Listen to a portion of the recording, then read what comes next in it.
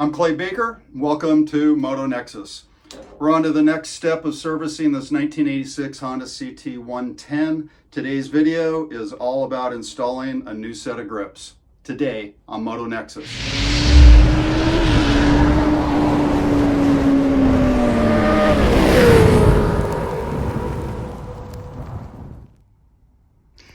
So hey, let's take a closer look at the grips that are on the bike.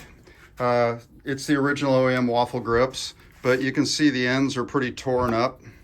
They're still pliable and soft, but they're not looking real great. And the other side is not much better. It looks like maybe it's a little newer, but I can tear this pretty easily. So they've gotten old. So got a brand new set of OEM grips, just like the original ones that are on the bike. And let's get started showing you the steps on how to replace both the left side and the right side.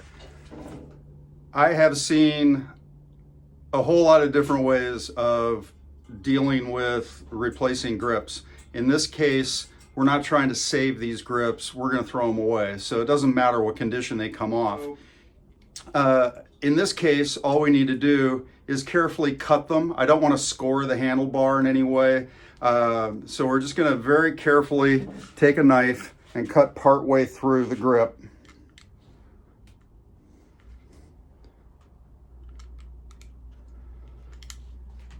Okay, so we just go through that bell and then gently score along the length. And now I should be able to tear that right off.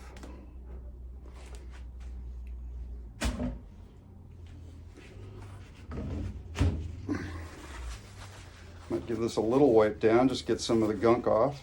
All right, so I can see and actually scrape and see that somebody's used a contact cement on here before.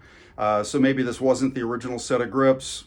I don't know, maybe Honda did this. Some people like to use paint or grip adhesive, things like that.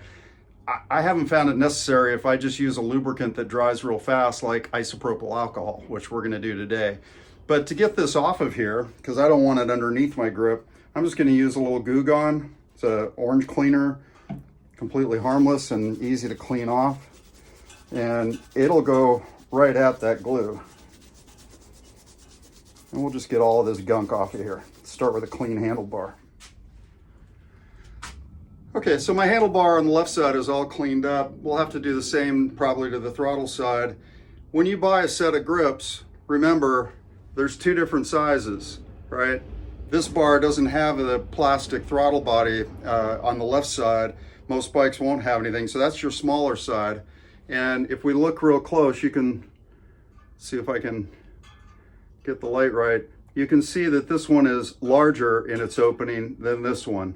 And it's shaped a little differently too, to show you that one is different from the other. So this is my throttle grip. This is my left side grip. And I'm saying left side grip because this bike doesn't have a clutch. So for you, if you have a clutch, this is your clutch side, all right?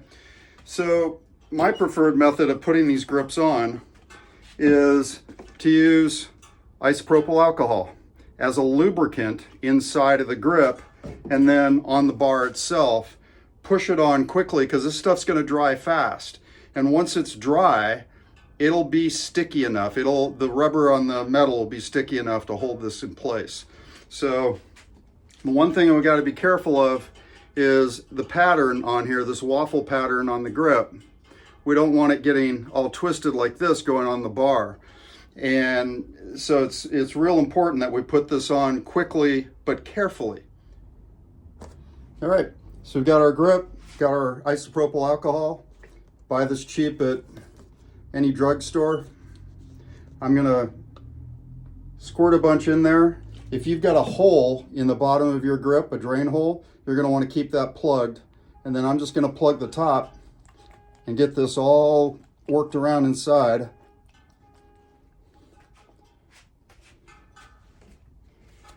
And then we'll just use it up here.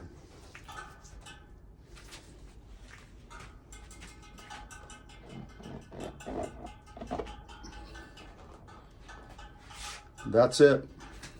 Let's move on to the throttle side.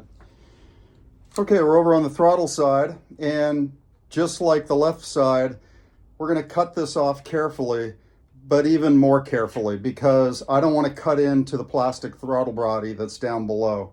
So we're going to take this real carefully.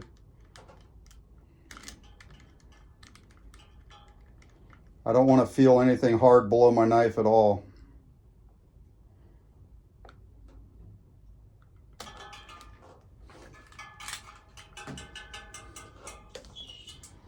There it is.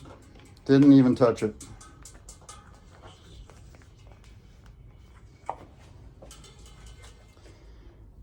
So on this throttle side, there's no contact cement anywhere, but I'm just going to give it a little wipe down to get any dirt or grease off that might inhibit pushing on the grip. And we're just going to do the same thing. Pour some alcohol in it. Shake it up real good, get it all around inside.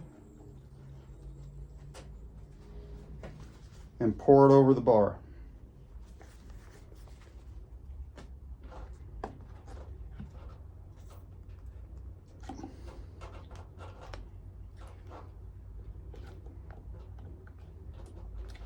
There it is, and it's nice and straight. No distortion. Everything's smooth. So that's it. Probably the shortest video I've done yet on this Honda CT110.